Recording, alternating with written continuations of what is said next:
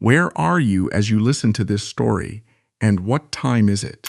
Once you finish listening, please leave a comment and share your feedback on the narrative.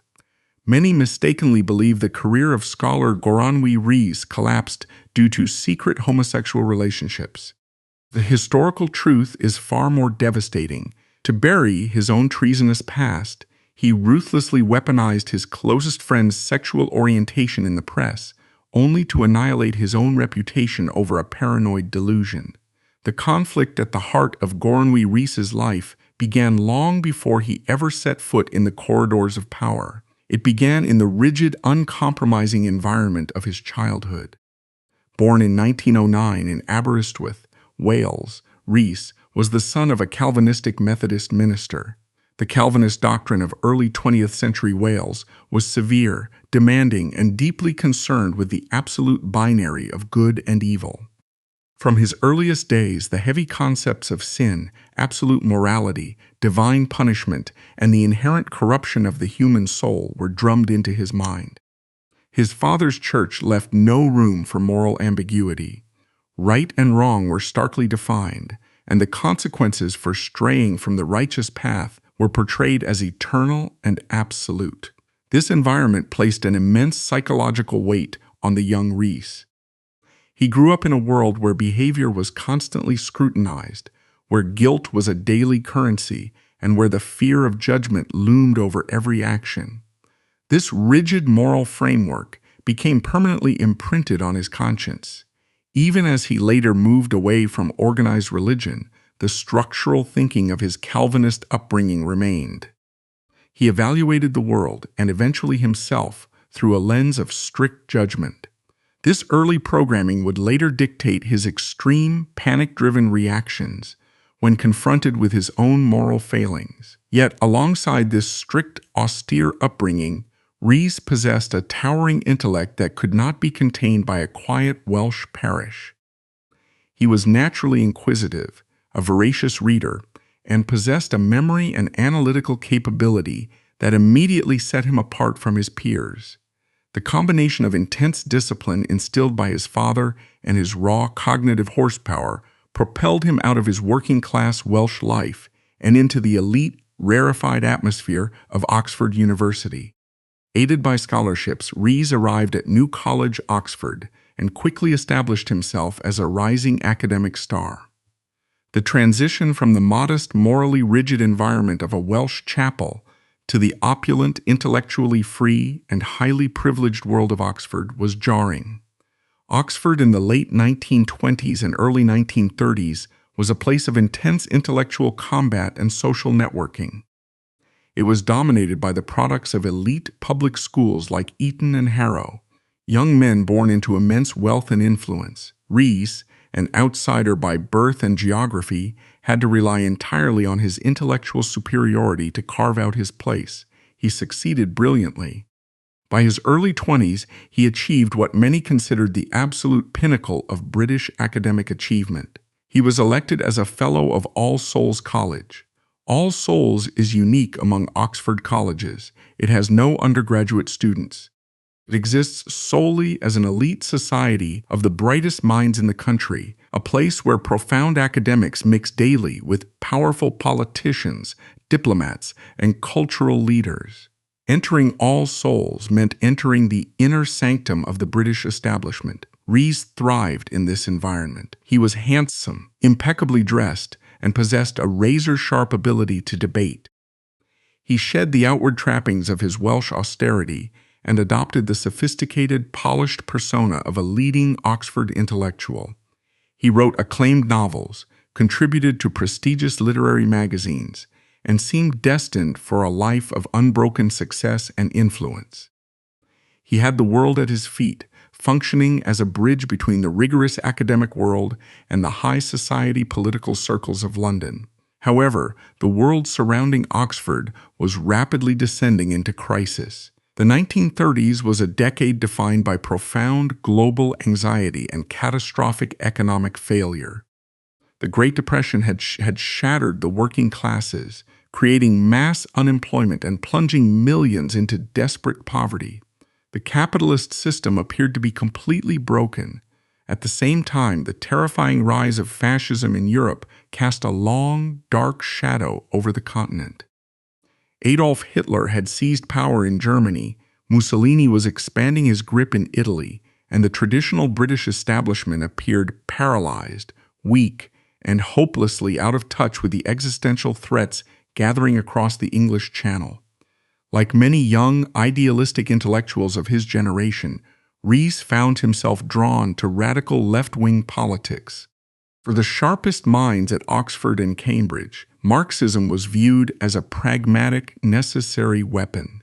It was an analytical tool that explained the collapse of the capitalist economies, and more importantly, the Soviet Union appeared to be the only geopolitical force genuinely willing and able to stand up to the fascist war machine. The British government, dominated by conservative elites, seemed intent on appeasing Hitler, a stance that Rees and his contemporaries viewed with visceral disgust and mounting panic. It was within this atmosphere of political desperation and intellectual radicalization that a pivotal encounter took place. In the summer of 1934, the 24-year-old Goronwy Rees, newly minted as a Fellow of All Souls and riding the crest of his academic glory, attended a dinner party at Oxford. The room was filled with the usual mix of bright young scholars and political conversationalists. But there was one individual who commanded the center of attention. He was 2 years younger than Rees, an undergraduate from Trinity College, Cambridge. His name was Guy Burgess. The contrast between the two men was immediate and absolute. Where Rees was disciplined, measured, physically pristine, and grounded in a strict internal moral code, Burgess was a whirlwind of chaos. Burgess was physically unkempt, a chain smoker whose fingers were stained yellow with nicotine, and a heavy drinker even by the excessive standards of university life. Yet he possessed an overwhelming, magnetic charisma. Burgess was a master manipulator, eccentric to the core, and utterly unapologetic about his radical views and chaotic lifestyle. He dominated the conversation, sweeping people up in his frantic, brilliant, and often completely outrageous arguments. Rees was instantly captivated. He had never encountered anyone quite like Burgess. The sheer force of Burgess's personality bypassed Rees's analytical defenses. It was an attraction based on profound opposition. The disciplined Welsh scholar found himself nearly spellbound by the reckless, rebellious English aristocrat. Burgess recognized Rees's brilliance and his growing political anger, and he immediately zeroed in on him. The two struck up an intense, fast-paced friendship. They became practically inseparable during Burgess's visits. They spent night after night in Rees's rooms or in local pubs, drinking heavily as the hours slipped away, staying up until dawn debating the intricacies of Marxist theory, history, and the impending European war. Burgess was not just making conversation, he was actively recruiting. He was grooming Rees, skillfully planting a dangerous seed in the older man's mind. Through relentless, persuasive rhetoric, Burgess argued that the British establishment was too cowardly, too invested in its own survival, to ever fight fascism. He hammered home the narrative that if Hitler was to be stopped, the Soviet Union was the only hope for the free world, and that true intellectuals had a duty to take direct, uncompromising action to aid that cause. The trap was set, and Goronwy Rees was stepping directly into it. All Souls College in the mid-1930s was not merely a sanctuary for theoretical academics. It was a breathing, functioning organ of the British political establishment. As a fellow, Rees found himself dining regularly alongside the actual architects of British foreign policy. Men like Lord Halifax, a key figure in the government, and Geoffrey Dawson, the highly influential editor of The Times, were frequent fixtures at the college's high tables. These men represented the absolute core of the appeasement movement. They genuinely believed that the most pragmatic way to handle Adolf Hitler was through concession and diplomacy, attempting to satisfy the fascist appetite in order to prevent another catastrophic European war. To Rees, this diplomatic maneuvering was profound, unforgivable cowardice. He sat at these dinners, listening to the polite, aristocratic conversations over port and cigars, feeling a growing sickness in his stomach as the British elite calmly negotiated away the freedom of Europe. He viewed these men as weak custodians of a failing empire, too terrified of losing their wealth and status to confront true evil. Guy Burgess, possessing the sharp, predatory instincts of a seasoned intelligence operative, immediately sensed how to weaponize Rees's righteous anger. Burgess knew exactly what kind of access his friend possessed. Under the guise of intense political curiosity, Burgess began interrogating Rees about the private dinners at All Souls. What did Halifax say off the record? How was Dawson planning to frame the next editorial in the Times? Eager to strike back at the establishment he despised, Rees willingly poured out the details. He became an unwitting conduit, funneling the high society political gossip of the British ruling class directly to his radical friend. This informal arrangement shifted into active complicity in 1937. Rees had left Oxford to take up a position as the assistant editor of the influential magazine The Spectator in London. The move put him closer to the beating heart of British media and politics. It was here, in the bustling reality of London, that Burgess finally dropped the facade. During one of their intense conversations, Burgess looked directly at Rees and confessed the truth.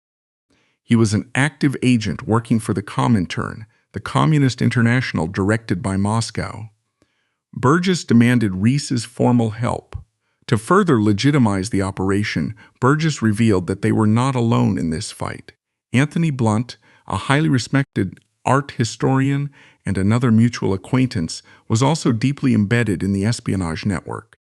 The choice before Rees was absolute, demanding a definitive answer. Driven by his visceral hatred of fascism and his solidifying belief that the British government would never take a stand, Rees crossed the line from angry intellectual to active collaborator. He agreed to become a voluntary informant. From that moment, the political rumors, private conversations, and high-level gossip he collected were intentionally directed to Soviet handlers. Modern historians and declassified KGB archives have since brought a cold reality to this arrangement.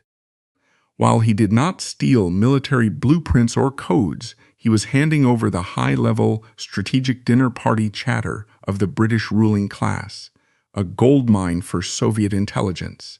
He had willfully aligned himself with a foreign espionage apparatus. Rees had willingly aligned himself with a foreign intelligence apparatus. What makes Rees's decision to follow Burgess so jarring is the undeniable reality that he saw Burgess for exactly who he was. This was not a case of a naive academic being blinded by an idealized hero. The daily realities of their lives were violently, aggressively opposed. Rees remained firmly grounded in the outward trappings of a respectable life. He was heterosexual, would eventually marry and have 5 children, and he maintained a strict, almost obsessive need for order, cleanliness, and public respectability. Burgess, conversely, existed in a state of staggering, permanent chaos. He was a rampaging alcoholic who rarely washed, a man whose homosexuality was expressed through a chaotic stream of reckless, dangerous encounters across London's underground scene. Rees found Burgess's lifestyle physically and morally repulsive. He watched as Burgess used sex, charm, and sheer aggressive force of personality to manipulate the men around him. He saw the cruelty beneath the charisma, the way Burgess delighted in breaking down the boundaries and dignities of others. Yet, despite his deep disgust, Rees stayed. He tolerated the mess, the smell of alcohol, and the blatant immorality, convincing himself that they were fighting a necessary war together. But in staying close to Burgess, Rees learned a dark, specific secret.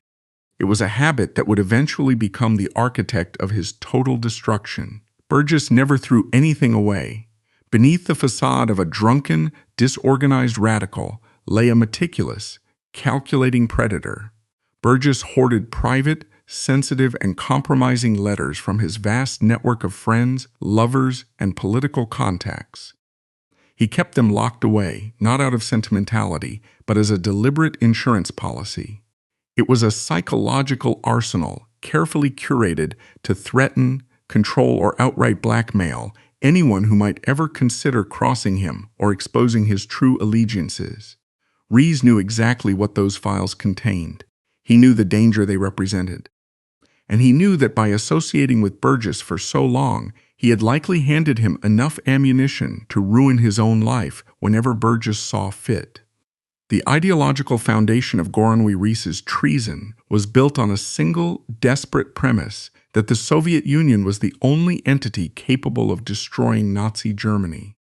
He had compromised his own strict moral framework, tolerated a man he found personally repulsive, and betrayed the trust of his colleagues, all because he believed he was serving the greater good in the fight against fascism. In August 1939, that foundation was annihilated overnight. The announcement of the Molotov-Ribbentrop Pact, a formal non-aggression treaty between Adolf Hitler and Joseph Stalin, struck the British left like a physical blow. For Rees, it was a psychological and moral catastrophe. The two totalitarian regimes had not just agreed to peace, they had secretly agreed to carve up Eastern Europe between them. The Soviet Union, the nation Rees had believed was the ultimate bulwark against fascist tyranny, had just shaken hands with the devil. Rees's worldview, fundamentally shaped by strict moral absolutes, shattered completely. He was forced to confront a horrifying reality. The regime he had aided was just as ruthless, cynical, and expansionist as the one he was trying to destroy. He had not been fighting for freedom. He had been a useful idiot for a dictatorship. Furious and devastated, Rees sought out Guy Burgess. The confrontation that followed was a definitive severing of ties. Rees declared unequivocally that he was finished. He was cutting all contact with the Comintern, ending his role as an informant, and severing his political ties to the Soviet cause. He demanded to be removed from whatever apparatus Burgess had dragged him into. Modern history vindicates Rees on this specific point. Declassified KGB archives from Moscow confirm that Goronwy Rees's name abruptly vanished from their active contact lists in the late summer of 1939. He never provided them with another piece of information. But when Rees walked away, Burgess and Anthony Blunt executed a masterclass in psychological manipulation. They did not argue with Rees. They did not threaten him, nor did they try to convince him to stay. Instead, they played the sympathetic friends. They told Rees that they completely understood his shock and disillusionment. In fact, they claimed the pact had broken their faith as well.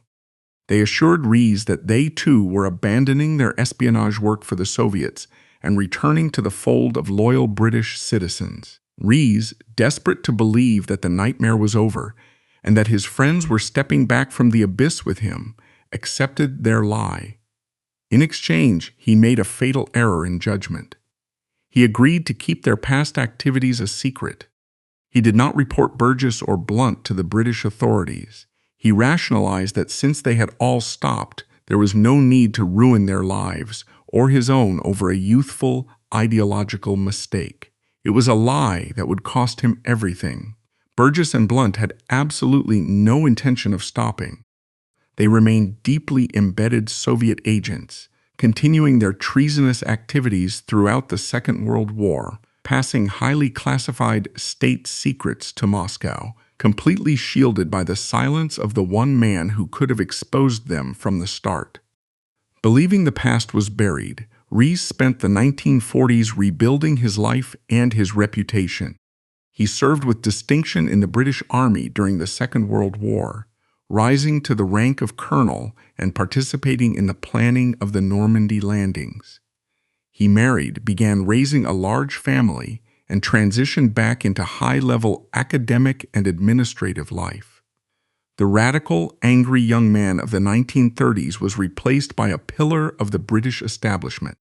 He convinced himself that he had successfully outrun his shadow. Then came May 1951. Without warning, Guy Burgess and Donald Maclean, both high-ranking officials in the British Foreign Office, suddenly vanished. As MI5 and Special Branch scrambled to locate them, The terrifying truth began to circulate through the corridors of Whitehall. The two diplomats had defected to the Soviet Union. The British intelligence apparatus had been compromised at the highest possible levels. For Rees, the news was a localized earthquake. The sudden disappearance of his former friend tore away the illusion he had lived under for 12 years. He realized with sickening clarity that Burgess had never stopped spying. The entire time Rees had been serving his country in uniform, his friend had been selling its secrets. More devastatingly, Rees realized that his own silence in 1939 had enabled Burgess to continue. By keeping the secret, Rees had inadvertently protected a devastating intelligence leak. Before Rees could fully process the shock, the past arrived at his front door. Anthony Blunt, now working as the surveyor of the King's pictures and operating with absolute impunity within the royal household, paid Rees an urgent visit. The mask of the sympathetic friend was gone. Blunt was cold, calculated, and carrying an implicit threat. He applied immense pressure on Rees to maintain his silence about the 1930s. Blunt warned him that speaking out now would only invite ruin upon them all, subtly reminding Rees that his own early complicity made him just as vulnerable to prosecution. Despite Blunt's thinly veiled threats, the guilt and the strict moral conscience of Rees's youth came rushing back. He refused to be a silent accomplice any longer. Rees reached out to MI5, determined to clean his conscience and disclose everything he knew about Burgess, Blunt, and the Comintern networks operating in the 1930s. What happened next was a staggering display of incompetence and class prejudice by the British security services. When Rees sat down with MI5 interrogators, he was not met with the urgency of a counterintelligence agency uncovering a massive spy ring. He was met with aristocratic disdain. The men running MI5 at the time were products of the exact same elite public school system as Burgess and Blunt. They suffered from a fatal institutional blindness. They simply could not fathom that men of their own social class, men they drank with at their private clubs, could be ideological traitors. Instead of investigating Blunt, MI5 turned their suspicion entirely onto Rees. To the upper-class intelligence officers, Rees was a Welsh outsider, a man who didn't quite belong. They dismissed his detailed accounts of Burgess's espionage network as the frantic, self-serving lies of a man trying to deflect attention from his own radical past. They viewed his confession not as a vital intelligence breakthrough, but as an opportunistic attempt to save his own skin by pointing fingers at respectable gentlemen. Ignored, disbelieved, and practically laughed out of the room by the authorities, Rees was sent back out into the cold. He was entirely trapped. He knew the terrifying reality of the Cambridge spy network, but the government refused to listen. And worse, he knew that Blunt and the remaining Soviet assets operating in the shadows knew exactly what he had tried to do. For the next 5 years, Goronwy Rees lived in a state of suffocating, silent paranoia. He returned to his prestigious academic life, eventually accepting the position of principal at Aberystwyth University in Wales. Outwardly, he was a massive success, a respected leader of education. Inwardly, he was a man waiting for a bomb to go off, constantly looking over his shoulder, knowing that the man who held the detonator was living safely behind the Iron Curtain.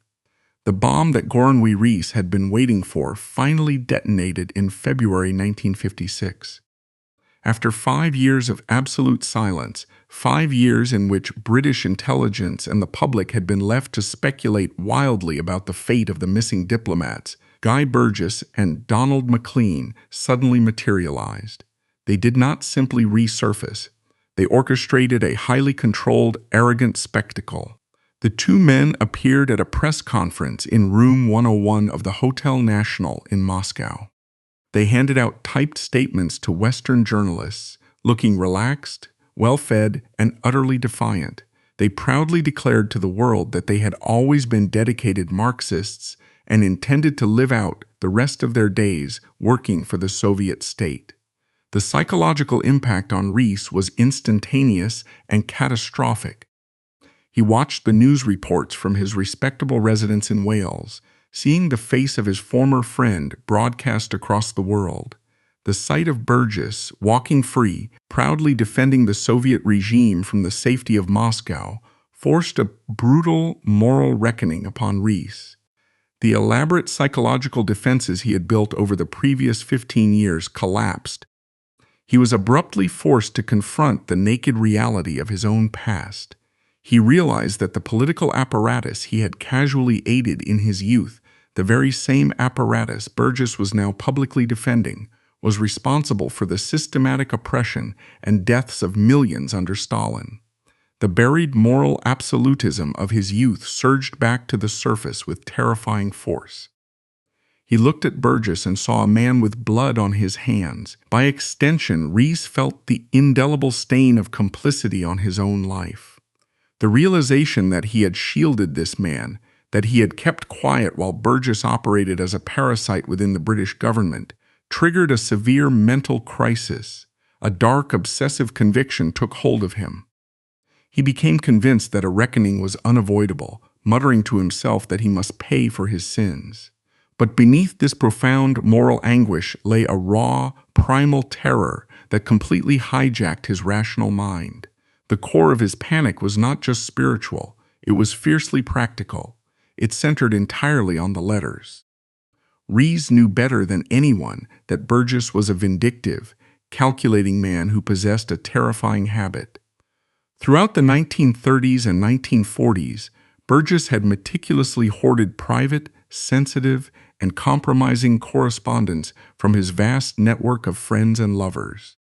He kept these letters as leverage, a curated arsenal of blackmail material ready to be deployed against anyone who dared to cross him.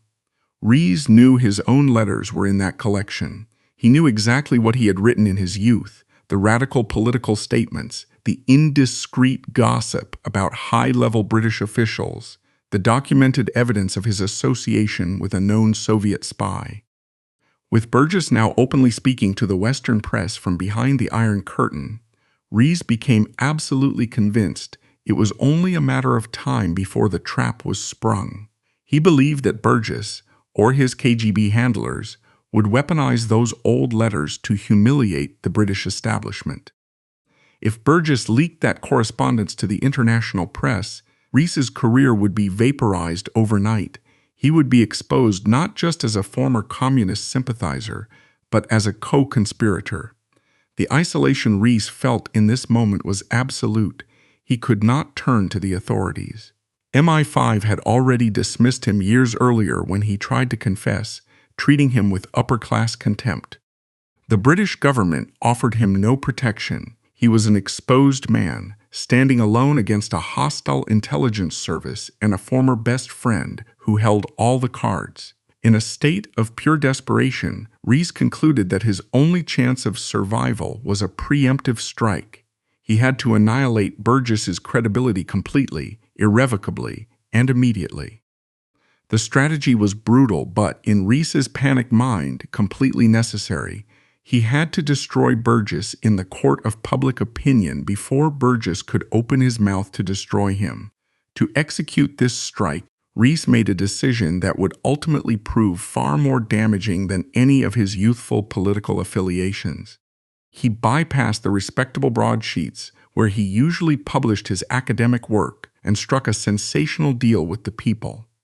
The People was a Sunday tabloid, famous for its lurid headlines, scandalous exposés, and massive working-class readership. It was the absolute antithesis of the refined intellectual world Rees inhabited.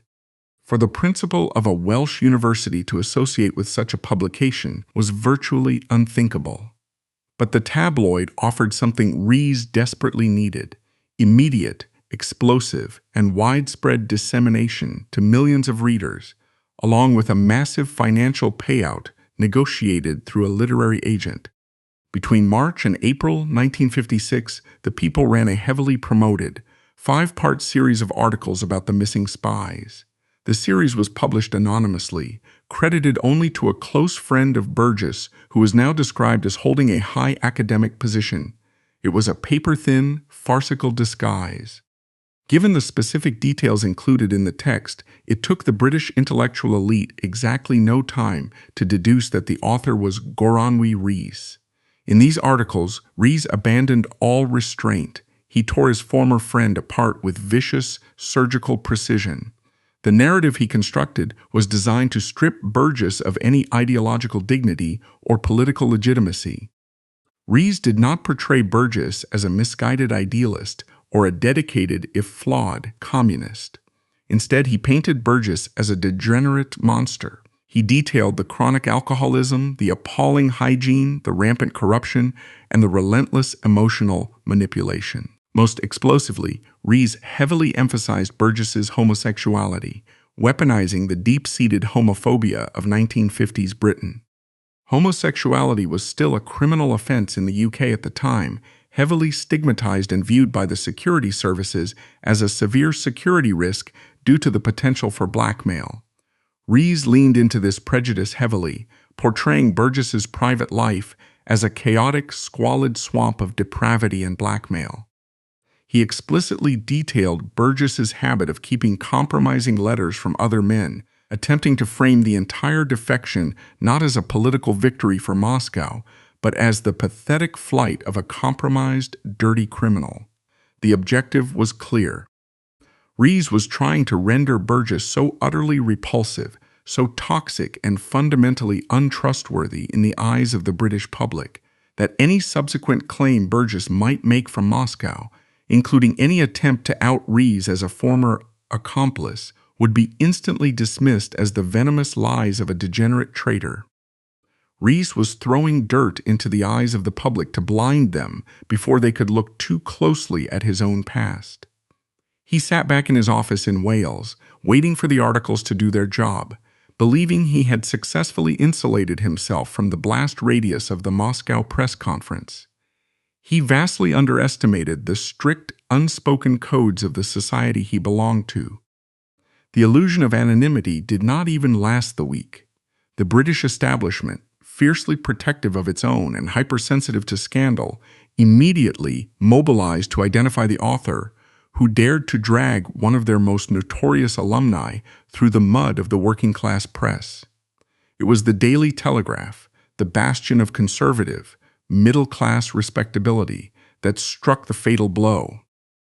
They quickly and ruthlessly unmasked Goronwy Rees as the man hiding behind the cowardly pseudonym. The revelation was not just a scandal, it was a detonation that shattered Rees's carefully constructed life. What happened next stands as one of the most fascinating and brutal psychological studies of the 20th century British upper class.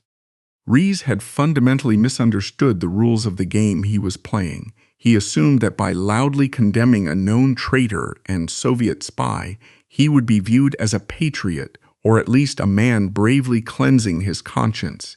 He expected the academic and social elite to rally around him, grateful that someone had finally exposed the sordid truth about Guy Burgess. He was entirely wrong. The establishment did not excommunicate Rees because he had dabbled in Marxism in the 1930s. They did not even destroy him because he had inadvertently brushed against a Soviet intelligence network. They destroyed him because he committed the ultimate unforgivable sin of his social class. He betrayed personal loyalty, and he did it for money in a cheap Sunday tabloid. In the insular, highly privileged world of Oxford, Cambridge, and Whitehall, there was a deeply ingrained, almost tribal code of conduct. Personal relationships, school ties, and club memberships superseded state politics. You did not sell out your friends. And if you absolutely had to distance yourself from a scandal, you did so quietly, discreetly, behind closed doors in private gentlemen's clubs. You did not air the establishment's dirty laundry in the people for the amusement of the working classes. Rees was treated with absolute, unyielding revulsion. His peers viewed the articles as an act of supreme cowardice and profound bad taste. Many of his former friends and colleagues accused him of launching a McCarthy-style witch hunt on British soil. They saw his actions as a hysterical, self-serving attempt to whip up anti-homosexual and anti-communist paranoia simply to deflect attention from his own past indiscretions. The intellectual community closed ranks, effectively locking Rees out of the world he had spent his entire life conquering. The hypocrisy of Rees's position made the backlash exponentially worse. At the exact time he was writing the venomous, homophobic articles about Burgess, Rees was sitting on a highly sensitive government panel known as the Wolfenden Committee. This committee had been specifically appointed by the British government to investigate and recommend reforms to the laws concerning homosexuality and prostitution. Rees was supposed to be acting as an impartial, progressive, and discreet academic voice on one of the most sensitive legal issues of the decade. When the Daily Telegraph revealed that a sitting member of the Wolfenden Committee was simultaneously writing trashy, anonymous tabloid articles exploiting the criminalized homosexuality of a former friend for financial gain, the government's reaction was immediate and merciless. Rees's credibility as an objective academic was obliterated. He had made a mockery of a serious government inquiry. Facing immense pressure and the threat of public disgrace from Whitehall, Rees was swiftly forced to resign from the committee. He was systematically purged from his advisory roles, deemed entirely too toxic, erratic, and untrustworthy to be associated with any respectable institution of the British state. The professional destruction quickly spread to his primary livelihood in Wales. As the principal of Aberystwyth University, Rees held a position of profound moral and academic authority. But the scandal completely stripped him of his legitimacy. The faculty and the university council were appalled by the sheer vulgarity of the affair. They were not merely embarrassed by the tabloid connection. They were terrified that Rees's toxic reputation would permanently damage the university's standing and its ability to secure funding. The atmosphere on the campus turned violently hostile. Colleagues who had once deferred to his intellect now refused to speak to him in the hallways. A coordinated pressure campaign was launched by the senior academics to force his removal. Rees tried to fight back, attempting to leverage his past academic glories and claiming he was the victim of an elitist conspiracy. But his position was completely untenable. He had lost the respect of his peers, the trust of the government, and the moral high ground he had once occupied so effortlessly. In 1957, isolated, humiliated, and facing a full-scale faculty revolt, Goronwy Rees was forced to resign from Aberystwyth University in absolute disgrace. He was 48 years old. In the span of a single year, he had lost his career, his reputation, his social standing, and his income. The brilliant scholar, who was once heralded as the brightest mind of his generation, had been reduced to a national pariah. He had tried to execute a preemptive strike to save his life, and in doing so, he had engineered his own total destruction. As if fate itself decided to exact a physical toll to match the professional devastation, tragedy struck shortly after his resignation. While trying to rebuild some semblance of a life outside the academic world, Rees was involved in a horrific accident. He was struck violently by a car, suffering massive, life-threatening injuries. The man who had always prided himself on his physical pristine condition, his sharp tailoring, and his commanding presence was physically broken. He spent an entire year confined to a hospital bed, undergoing agonizing surgeries and grueling rehabilitation.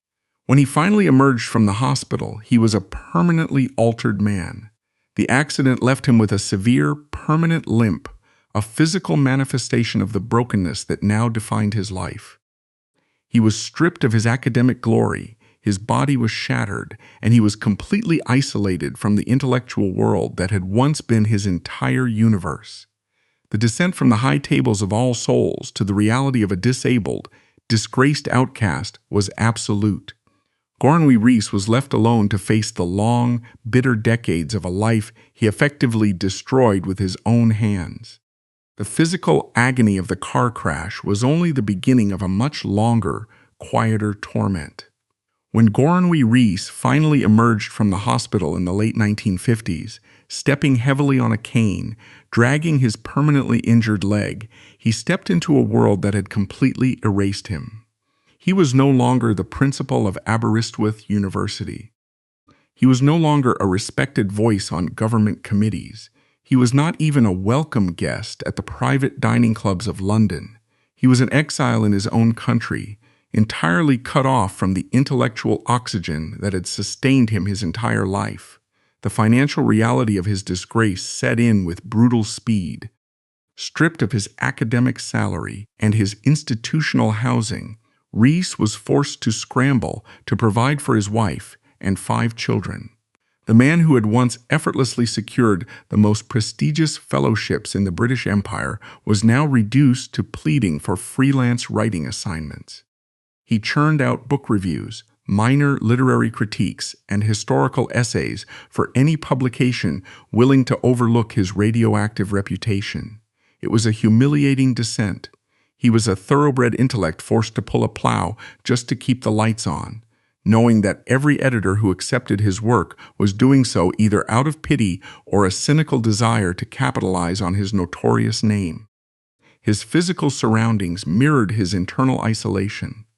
The elite echelons of Oxford and London were firmly closed to him, effectively trapping him in a domestic exile.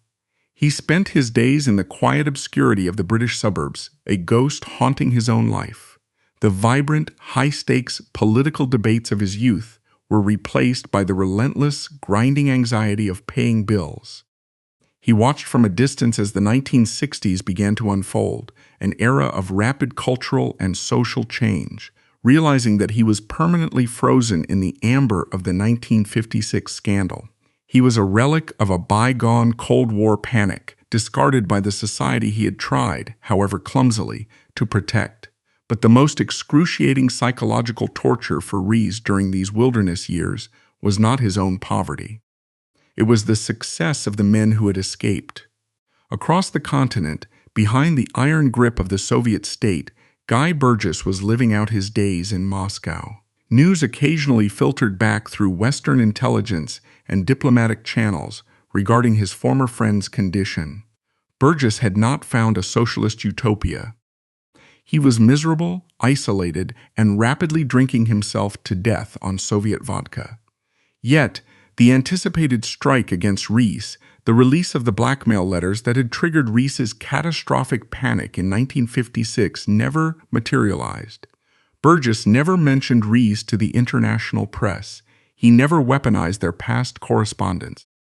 When Burgess finally died in a Moscow hospital in 1963, his liver failing after decades of catastrophic abuse, Rees experienced a complex, agonizing wave of emotions. There was grief for the brilliant, charismatic young man he had met at Oxford nearly 30 years prior, but there was also a crushing, bitter realization.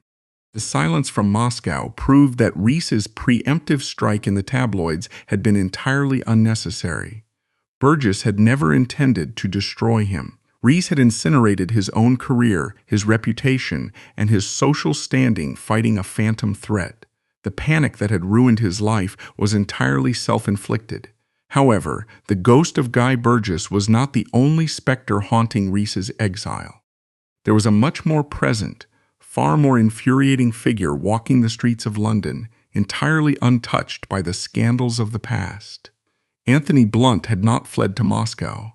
Blunt had stayed in Britain, and his trajectory following the defection of Burgess and Maclean was a masterclass in aristocratic survival.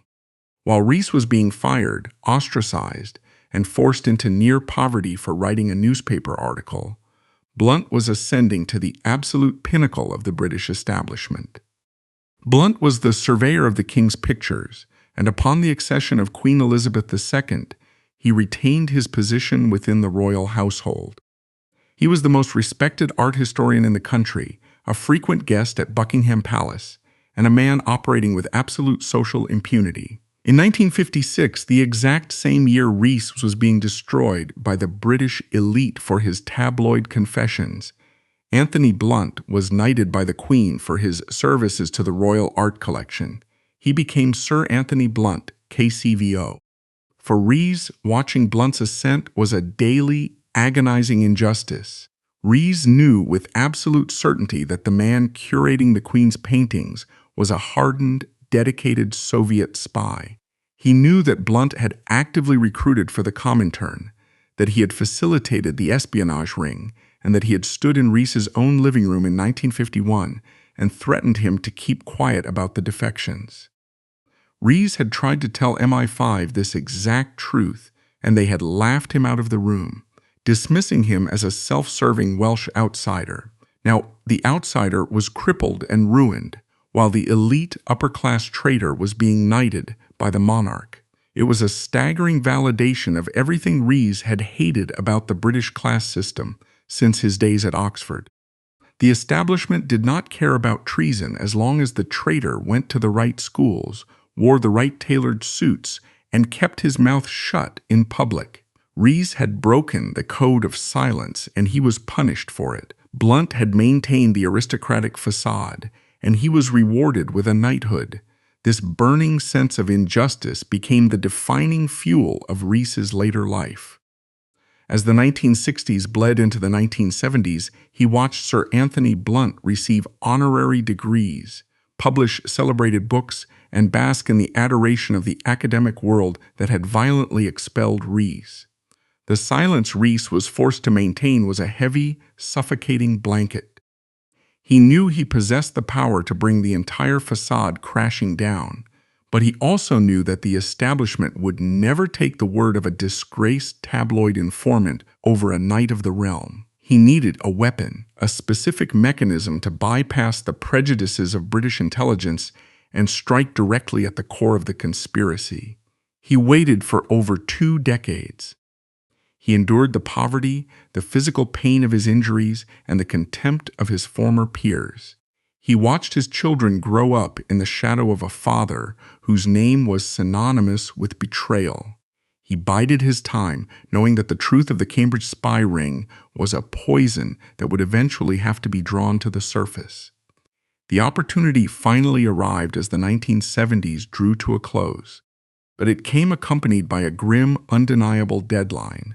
Goronwy Rees was diagnosed with terminal cancer. The time for caution, for playing by the rules of the society that had rejected him, was entirely over. He had nothing left to lose, no career to protect, and no reputation to salvage. The only thing remaining was the truth, and the deep, unresolved score he had to settle with the man who had ordered his silence 28 years earlier. By 1979, the once imposing physical frame of Goronwy Rees was rapidly wasting away. The terminal cancer diagnosis left him with only months to live. He was confined to a hospital bed in London, the pain severe, his energy fading by the hour. Yet, as his body failed, his mind remained as sharp and unyielding as it had been during his brightest days at All Souls College. The approaching end stripped away the last remaining layers of caution, fear, and social deference. He had spent his entire adult life paying the ultimate price for a secret, while the true architects of the treason walked the halls of Buckingham Palace in tailored suits. He decided that before he took his last breath, he would detonate the truth. The instrument of his final retribution arrived in the form of Andrew Boyle, a highly respected investigative journalist and author. Boyle was in the deep stages of researching a book on the Cambridge spy ring. He had the outlines, the suspicions, and the whispers of the establishment, but he lacked the definitive inside source, the undeniable witness who could explicitly name the men operating in the shadows. From his deathbed, Rees summoned Boyle. Over a series of exhaustive, hushed conversations, Rees laid the final cards on the table. He did not ask for money. He did not ask for anonymity, knowing that his identity would inevitably be uncovered. He simply gave Boyle everything. He detailed the recruitment networks at Cambridge and Oxford. He explained the precise mechanics of the intelligence pipeline. And, most importantly, he explicitly named Sir Anthony Blunt as the fourth man in the Cambridge network, detailing Blunt's role as the central recruiter, handler, and the man who had personally threatened Rees into silence back in 1951. Rees handed the journalist the loaded gun that MI5 had refused to take 28 years earlier. When Andrew Boyle's book was published in late 1979, the impact was seismic. Although British libel laws prevented Boyle from printing Blunt's name directly in the text, referring to him instead by the pseudonym Maurice, the details provided by Rees were so granular and specific that the political and intelligence establishment knew exactly who it was. The facade Blunt had maintained for decades instantly cracked. The press descended in a frenzy, and the political pressure on the government became unsustainable. The Old Boys Network could no longer protect its own. On November 15, 1979, the newly elected Prime Minister, Margaret Thatcher, stood at the dispatch box in the House of Commons. Thatcher possessed none of the aristocratic sympathies that had blinded MI5 in the 1950s. She despised the elitist complacency that had allowed a Soviet spy to curate the Queen's art collection. In a cold, unrelenting address to Parliament, Thatcher publicly confirmed the rumors. She stated unequivocally that Sir Anthony Blunt was a confessed Soviet agent and announced that the Queen had officially stripped him of his knighthood. The public execution of Blunt's reputation was absolute. The man who had glided through high society with total impunity was suddenly a national pariah, hunted by the press, stripped of his honors, and forced to resign from his prestigious fellowships. It was a mirror image of the destruction Goronwy Rees had suffered in 1956, but this time the target was the true traitor. Rees lived just long enough to see it happen. He watched from his sickbed as the establishment that had ruined him was forced to humiliate one of its most protected sons. The Welsh outsider had finally leveled the score. A month later, on December 12, 1979, Goronwy Rees died at the age of 70. He took his final breath knowing that he had struck the decisive blow against the shadow world that had consumed his life. But history is rarely satisfied with a simple execution.